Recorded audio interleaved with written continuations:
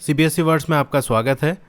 तो हम पढ़ रहे थे क्लास 10 साइंस का फर्स्ट चैप्टर जिसका नाम है केमिकल रिएक्शंस एंड इक्वेशंस। आज का हमारा टॉपिक है 1.3 you have observe the effect of oxidation reaction in everyday life. पिछले लेक्चर में हमने ऑक्सीडेशन रिएक्शन के बारे में पढ़ा था। तो आज के इस लेक्चर में हम देखेंगे कि ये जो ऑक्सीडेशन रिएक्शन है इसकी हमारी रोज़ाना की जो ज़िंदगी है उससे क्या असर पड़ता है, कहाँ पर यह ऑक्सीडेशन रिएक्शन होती हुई हमें दिखेगी। ठीक है, तो इसमें पहला जो सब टॉपिक है वो है कोरोजन। क्या होता है ये? आपने ये चीज़ ऑब्जर्व की होगी कि जो आयरन के आर्टिकल्स हैं यानी लोहे की जो चीज़ें हैं वो जब नई नई रहती है ना तो उनके ऊपर एक चमक होती है। ठीक है, वो शाइनी होती है, but get coated with a reddish brown powder when left for some time. लेकिन कुछ टाइम के लिए आप उसे छोड़ दो, कुछ टाइम के बाद देखोगे उसके ऊपर एक रेडिश ब्राउन का एक पाउडर की कवरिंग आ जाएगी, कोटिंग हो जाएगी। ठीक है, जैसे कि आप इस इमेज में देख सकते हो, ये ऊपर एक पपड़ी सी लेयर बनती है और यहाँ पर अंदर के रीजन में आप देख सकते हो तो रेडिश ब्राउन कलर का ये है। और किसी भी मेटल के टुकड़े से इस पर आप रगड़ोगे ना तो पाउडर गिरने लगेगा, और कलर तो आप देख ही रहे हो कि ये रेडिश ब्राउन कलर का है। ठीक है, तो ये पाउडर की एक लेयर इसके ऊपर चढ़ जाती है, ठीक है, लोहे पर। अब यही जो प्रोसेस है is commonly known as rusting of iron. तो इसी प्रोसेस को हम क्या कहते हैं? Rusting of iron. तो अगर आपसे एग्जाम में क्वेश्चन पूछ लिया जाए what is rusting of iron, या सिंपल कह दिया जाए व्हाट इज रस्टिंग, तो आप क्या लिखोगे?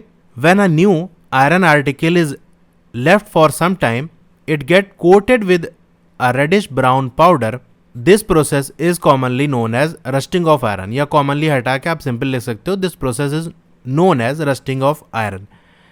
ठीक है, लोहे के टुकड़े को हम कुछ टाइम के लिए छोड़ देते हैं या लोहे की जो चीज़ है तो उस पर एक रेडिश ब्राउन कलर के पाउडर की कोटिंग हो जाती है, एक उसके ऊपर कवरिंग हो जाती है कह सकते हो। तो इसी प्रोसेस को हम रस्टिंग कहते हैं। अब कुछ और भी मेटल हैं who get tarnished in this manner. Tarnished का मतलब होता है अपनी चमक को खो देना। तो और भी मेटल होते हैं जो इसी तरह से अपनी चमक को खो देते हैं, यानी उनको भी कुछ टाइम के लिए अगर छोड़ दिया जाए तो सर्टेन कंडीशंस के अंदर वो भी अपनी चमक खो देते हैं। आपने नोटिस किया होगा the colour of the coating form of the copper and silver. तो कॉपर की कोई चीज़ हो या सिल्वर की चीज़ हो, उसके ऊपर आपने देखा होगा कुछ टाइम के बाद एक कोटिंग हो जाती है, उसके ऊपर कोई एक लेयर सी आ जाती है। तो वो क्या कलर रहता है अभी हम देखेंगे आगे। When a metal is attacked by substances around it, जब किसी मेटल पर कोई सब्सटेंस जो कि उसके आसपास मौजूद है अटैक करता है।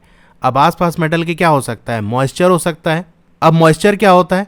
जैसे आपका एयर होती है ना, एयर के अंदर जब वाटर प्रेजेंट होता है यानी ठीक ठाक वाटर प्रेजेंट होता है तो हम कहते हैं कि इसमें एयर में बहुत मॉइस्चर है। हिंदी में हम इसे नमी कहते हैं, यानी एयर के अंदर एयर भी है और उसी के अंदर वाटर भी प्रेजेंट है। तो मॉइस्चर को हम कह सकते हैं एयर और वाटर, ये आसपास मौजूद हैं भाई। ठीक है, एयर हर जगह है तो ये अटैक कर सकते हैं मेटल पर। और आपका एसिड हो गया, या और भी सारी चीज़ें, और भी बहुत सी चीज़ें हो सकती हैं। दो आपको याद रखना है, मॉइस्चर या एसिड। तो ये जब किसी मेटल पर अटैक करते हैं तो क्या होता है? It is said to corrode and this process is called corrosion. तो हम इसी को क्या कहते हैं? जब कोई मेटल पर ये मॉइस्चर हो गया, ये एसिड हो गया, या ऐसी ही कोई और चीज़ें मेटल पर अटैक करती हैं तो हम कहते हैं कि वो करोड हो गया, और इसी प्रोसेस को हम कोरोजन कहते हैं। अब कोरोड होने का मतलब क्या है कि वो जो मेटल है उस पर कोई एक लेयर सी आ जाएगी, कोई कोटिंग सी हो जाएगी। तो जो आपका ब्लैक कलर की कोटिंग हो जाती है सिल्वर की चीज़ों पर, और ग्रीन कलर की जो कोटिंग हो जाती है कॉपर पे, ये एग्जाम्पल है कोरोजन के। ठीक है, अगर सिल्वर पर एक काली कलर की लेयर देखने को आपको मिल गई तो आप कह दोगे कि ये जो सिल्वर की चीज़ है, चांदी की जो चीज़ है, वो कोरोड हो गई है। जैसे आप ये डायग्राम में देख सकते हो, ये कॉपर का कोई पाइप है, उस पर ग्रीन कलर की कोटिंग हो गई। ये थोड़ा ब्लूइश ग्रीन है इसलिए आपको थोड़ा सा ब्लू देखने में लग रहा होगा, वैसे ये कलर जो है वो ब्लूइश ग्रीन है। इन जनरल शॉर्ट में ग्रीन भी कह देते हैं। तो ग्रीन कलर की कोटिंग इसके ऊपर हो गई है तो हम कह देंगे ये कोरोड हो गया है। और ये दूसरा डायग्राम देख सकते हो, ये सिल्वर का आई थिंक स्पून है, ये चम्मच है। इस पर देख सकते हो पहले ये जो था इस तरह से इस पर चमक थी, फिर धीरे धीरे देखते हो इस पर और काली कलर की लेयर चढ़ती गई। और ये लास्ट वाला जो स्पून है इसमें देखो अच्छा खासा ये जो सिल्वर का स्पून है वो काला हो चुका है। तो ये जो ऊपर लेयर चढ़ी है इसकी वजह से हम कह रहे हैं कि ये कोरोड हो गया है, और इसी प्रोसेस को हम कोरोजन कहते हैं।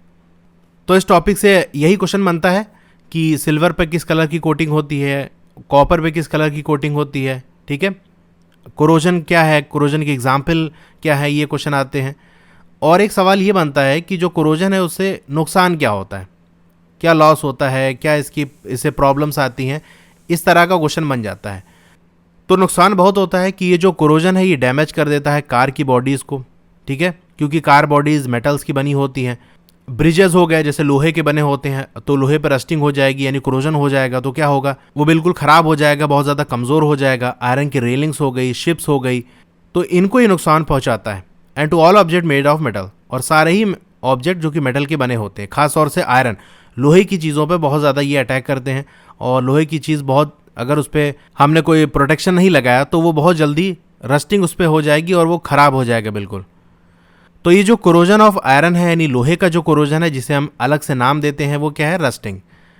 तो ये एक सीरियस प्रॉब्लम है क्योंकि बहुत सारी चीज़ें हैं जो लोहे की बनी होती हैं, और अगर रस्टिंग होती गई तो वो लोहे की चीज़ ख़राब हो जाएगी। हर साल बहुत ज़्यादा पैसे खर्च होते हैं टू रिप्लेस डैमेज्ड आयरन। तो वो लोहे की चीज़ जो डैमेज हो चुकी है यानी उस पर रस्टिंग हो चुकी है, उसको रिप्लेस करने के लिए यानी उसकी जगह दूसरे लोहे की चीज़ को लगाने के लिए बहुत ज़्यादा पैसे खर्च होते हैं। इस कोरोजन के बारे में डिटेल में हम चैप्टर 3 में देखेंगे, ठीक है। यहाँ एक शॉर्ट सा इंट्रोडक्शन हो गया आपका। अगला सब टॉपिक है rancidity. Have you ever tested और स्मेल द फैट या oil containing food material left for a long time. अब कोई ऐसा फूड आइटम है, खाने की ऐसी चीज़ है जिसके अंदर फैट प्रेजेंट हो या ऑयल प्रेजेंट हो, ठीक है, उसमें अंदर तेल मौजूद हो, तो ऐसी कोई फूड आइटम अगर काफ़ी लंबे टाइम तक उसको ऐसे ही रख दिया जाए तो उसमें आपने क्या उसको सूंघा है या टेस्ट किया है, आपको क्या फील होता है। तो आप देखोगे काफ़ी टाइम तक अगर कोई तेल से बनी हुई चीज़ को काफ़ी टाइम के लिए रख दो तो देखोगे उसकी महक भी बदल जाएगी, उसका टेस्ट भी बदल जाएगा। ऐसा क्यों होता है कि जो फैट और ऑयल है वो क्या हो जाता है, ऑक्सीडाइज्ड हो जाता है। हमारे आसपास एयर में ऑक्सीजन प्रेजेंट है तो वो आकर इससे ऐड हो जाती हैं और फैट और ऑयल को ऑक्सीडाइज कर देती हैं। They become rancid and their smell and taste change. तो जब इस फैट और या ऑयल का ऑक्सीडेशन हो जाता है तो वो क्या हो जाती है, वो चीज़ रैंसिड हो जाती है। रैंसिड का मतलब अगर जो खाने की चीज़ से कोई अनप्लीजेंट स्मेल या टेस्ट आने लगे, यानी ऐसा उसका टेस्ट हो जाए जो हमको पसंद ना आए, मतलब ख़राब सा टेस्ट आ जाए या ख़राब सी अजीब सी महक आ जाए, तो हम कहेंगे वो सब्सटेंस क्या हो गया, रैंसिड हो गया। तो जब फैट या ऑयल ऑक्सीडाइज होते हैं तो वो रैंसिड हो जाते हैं और उनकी जो महक है और उनका जो टेस्ट है वो बदल जाता है। अब इस ऑक्सीडेशन को प्रिवेंट करने के लिए, रोकने के लिए, यानी ऑक्सीडेशन ना हो, तो उसके लिए हम सब्सटेंस यूज़ करते हैं जिसे हम एंटीऑक्सीडेंट्स कहते हैं। Are added to food containing fats and oil. तो वो खाने की चीज़ जिसके अंदर फैट और ऑयल प्रेजेंट है उसको ऑक्सीडेशन होने से बचाने के लिए हम एंटीऑक्सीडेंट डालते हैं, यानी ऐसे सब्सटेंस डालते हैं जो ऑक्सीडेशन होने ना दें। Keeping food in air tight container help to slow down oxidation. अगर किसी ऐसे कंटेनर के अंदर हम रखें इन खाने की चीज़ों को जो एयर टाइट हो, यानी उसके अंदर एयर ना जा रही हो, तो ऑक्सीडेशन के प्रोसेस को बहुत कम कर देती हैं, स्लो डाउन कर देती हैं। क्या आप जानते हो कि जो चिप्स बनाने वाली कंपनियां हैं यूजली फ्लश बैग्स, यानी जो चिप्स के बैग हैं उसको भरती हैं किससे, एक गैस से भरती हैं, और उस गैस का नाम क्या है, नाइट्रोजन है। क्यों भरती हैं, to prevent the chips from getting oxidise, ताकि वो चिप्स ऑक्सीडाइज ना हो। जैसे आप इस डायग्राम में देख सकते हो, तो ये चिप्स का पैकेट है, इसके अंदर क्या होता है, नाइट्रोजन गैस भरी जाती है। बचपन में हम लोग कहते थे कि देखो इतने बड़ा पैकेट बना दिया, इतनी हवा भरे रहते हैं और चिप्स बहुत थोड़ी देते हैं। तो वो असल में सिर्फ बड़ा दिखाने के लिए पैकेट की हवा नहीं भरते, बल्कि इसलिए कि अंदर जो चिप्स है उस पर ऑक्सीजन अटैक ना कर दे और उसे ऑक्सीडाइज करके ख़राब ना कर दे, इसीलिए हम नाइट्रोजन भर देते हैं।